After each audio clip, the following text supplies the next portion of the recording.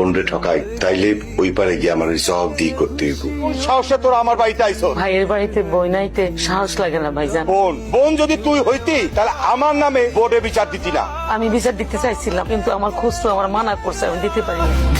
এই যে দেখেন আমি অনাপত্তি নামা নিয়ে এসেছি। কিসের অনাপত্তি নামা? আমার ওয়ারিসে সম্পত্তি লাগবো না, আমার কোনো আপত্তি নাই। রেহানা, হ ভাইজান, সম্পত্তি আজ আছে কাল নাই, কিন্তু ভাই বোনের সম্পর্ক তো ভোলা যায় না। আমার খুচরো আমার চোখ খুলে দিছে। অসুখ তোরে এত মারা পড়ো আমার জন্য তুই এই কাজ করছো? মামা আমি তো তোমার সেই ছোটবেলা থেকে অনেক ভালোবাসি। তুমি ছোটবেলায় তোমার কাঁধে কইরা পুরো গ্রামটা আমার ঘুরে নিয়ে বেড়াইতে, মনে আছে তোমার? তোর সব মনে আছে? মনে থাকবো না মামা? আমার আব্বা যখন মারা যায় তারপরে অনেকদিন তুমি তোমাকে বাড়িতে আমার আর আমার মারে আশ্রয় দিছি। তুমি ছোটবেলায় আমার জন্য কত কিছু করছো।